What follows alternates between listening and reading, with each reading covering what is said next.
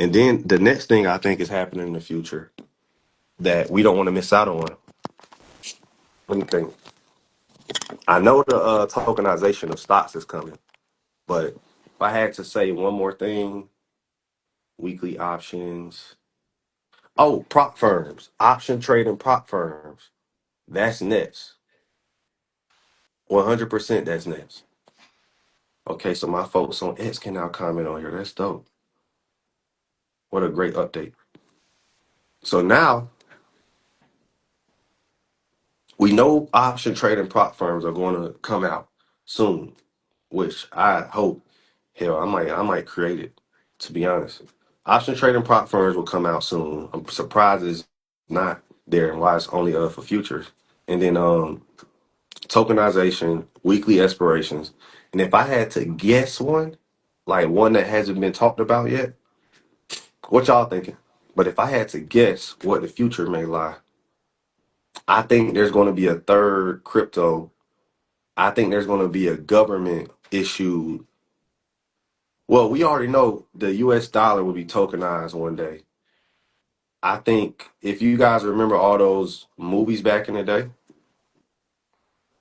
where the currencies were all digital. So a paperless society is not near, but it's in the future. All right. A paperless society is coming where they're going to, because here's the thing that y'all have to realize too. Yes, you guys are excited because you want to be right. You want to be a guru. You want to be whatever. And you want to say, oh, Bitcoin is going here. This is going there. This is going there. Right. But another thing you guys have to account for is security and control. The government will have full control over your assets. The government will have, they'll be able to track everything on the blockchain. That is to me the most dangerous thing that I personally see happening right now.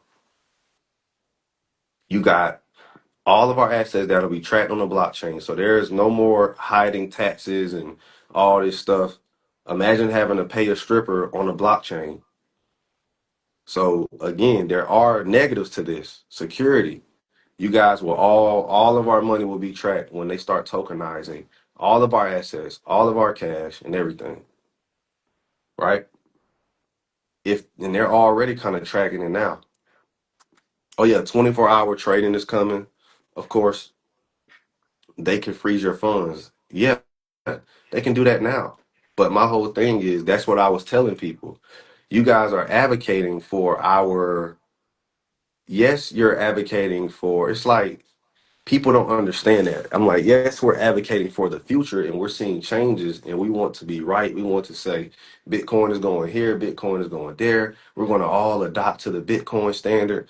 The tokenization of Bitcoin, that technology, we need to adopt it everywhere, right? But at the end of the day, security is going to be heavy and there's going to be no more hiding anything. How do I feel about 24-hour trading? If I'm being honest, folks, I don't care. I'm going to adapt. Here's another thing that I want all of you to realize too. When it comes to this money, we got to adapt. We can't sit here and be like, panicking and scared of what they'll do to us or what's going on. We got to adapt, man. I don't really get into the whole. And here's another thing I want to say too. How you make money is how you make money. Sometimes you got to ignore the noise and just do you, especially if you're a trader. Like if you're good at SPY, IWM, and QQQ, stick to that. If you're good at futures, stick to that. If you're good at Forex, stick to that because the grass always looks greener on the other side. And that's something you guys can all relate to. The grass always look greener on the other side. We'll see somebody make money from Bitcoin and we'll be like, damn, let me get in. FOMO. That's what it's called, fear of missing out. But you were doing great at what you were doing. All you have to do is scale what you're doing or stay consistent with what you're doing, right? So if you're great at day trading, stick to that. If you're great at swing trading, stick to that. But with day trading and swing trading, make sure you're playing the most high probability setups. Because if I always track every loss I ever took, on a day trade or a swing, especially this year. I think I'm like, I think I hit like 35. I think I missed 7 out of 35. So I call like 35 trades, day trades and swings included, and I missed 7. But all 7 misses have something in common. Me getting arrogant after a winning streak, saying, let me try this, let me try that, instead of because it was a day where I couldn't find something. And even me as a pro fall victim to that. I could have a perfect, I could be on a 10 trading winning streak. The one trade that I do lose is because I got bored and said, fuck it, let me try something because I have money, right? And something I'm telling you guys is don't do that. Every loss I take is because of that shit right there. Not playing a strategy that I usually play because I see nothing. You get what I'm saying? And a lot of people not going to admit that. Everybody's going to talk about their wins and everybody's 100% and all this shit, but nobody talks about the art of losing. And that's why a lot of people can't win because everybody is sore losers. The best traders are the best losers. The people who can lose little and win a lot are the best traders. It's just that simple. It's just that simple. So everybody, even and no matter what, discipline. If I could do something, I'm gonna be honest with y'all. Y'all know what I want to do, and say if you down with me, because I'm gonna be a trader for the rest of my life. I'm gonna tattoo discipline on my right hand. Like how you just gotta write notes. If I had to tattoo anything on my hand, because I don't really do tattoos, um, mainly because I'm not really into worldly things. I don't find a lot of shit important. I got Atlanta tattooed on me, and I got my lady tattooed on me. Two things. After that, I didn't find shit important. I got the Falcons, Hawks, Braves, Atlanta, and yeah, where I'm from. And then my lady, those are the only two things I care about. And then my children.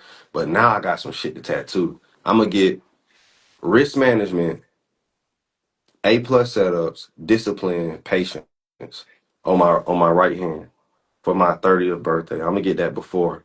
I'm gonna get risk management, A+ setups, discipline, patience. My 4 rules. Cause that's the only shit I care about. That's the shit that make me money. I don't care about other shit. I don't care about no Mario. You know how you niggas get all that bullshit on you? Care about no fucking Mario. Care about no fucking cartoons. Fuck cartoons. I'm trying to get me some money. And I need to remind myself every day to stay disciplined. See nothing, play nothing. And that's honestly how you got down. You get what I'm saying? In my opinion, that's how you win. It just reminding yourself to stay disciplined every single day in the market. You feel me? Ain't nothing else to really talk about with it. Cause come 2030, a lot of you gonna be stuck in their simulator. And to you, they're nothing but a statistic.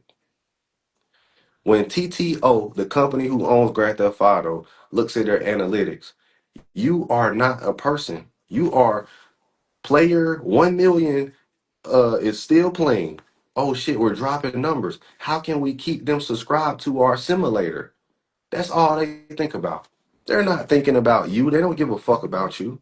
So you gotta decide, and that's what I decided. I said, you know what? I want to be the dude behind the screen looking at people like their numbers instead of me being the fucking number all the time. I want to know how it feels to sit on the other side of that goddamn screen and see these big ass numbers instead of me always being a statistic. I've been a statistic my whole fucking life. I went to the army, a statistic. I'm soldier number 3 million. You get what I'm saying? You go to jail, another statistic. You goddamn prisoner 5,000. So you got to decide who do you want to be? The statistic or the person who's a part of the finer things in life instead of being rich people's low life statistic. And that's when I discovered trading. I said I'd rather be trader number 5 million than motherfucking video game number 10,000. Niggas got me subscribed to this simulator. I'm playing Call of Duty all day. The only person who got in there winning is who on Call of Duty? Activision. And I don't know who the fuck owns Activision now. It used to be ATVI on the stock market. We used to be able to trade that shit. The Call of Duty dude just died. So I'm stuck on Call of Duty simulator. I'm stuck everywhere. You feel me? So that's all I'm telling people. I look at shit from a different perspective. I get it. My delivery ain't for everybody, but the real understand. You get what I mean? The real understand. That's all I had to realize too.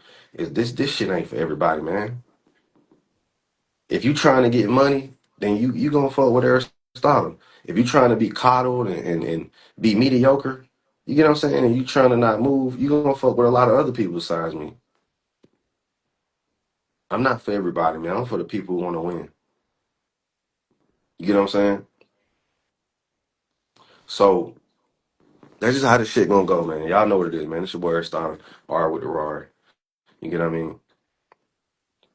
Trading can retire you, but you gotta take it slow because all of us can fall victim to this. Somebody will trade and you'll see them make big profits, right? And you'll see that this person is making 10,000 a day. And you know what you're gonna do the next day? I can do that too, right? Instead of sticking. So that's why I tell people to mind your business when it comes to trading. Trading, to be successful, you have to learn how to mind your business.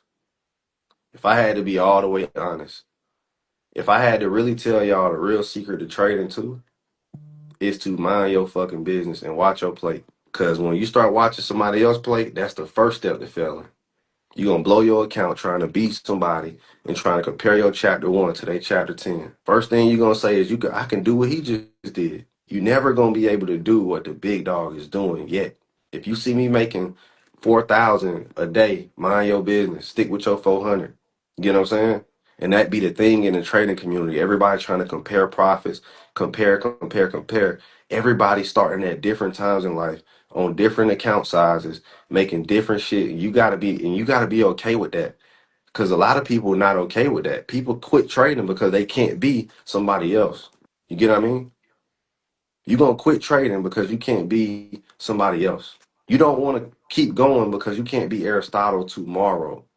When you make your 400 a day and let me make my 4,000 a day. Cause you gonna get there. But you never gonna make your 4,000 a day if you can't be happy with your 400 a day.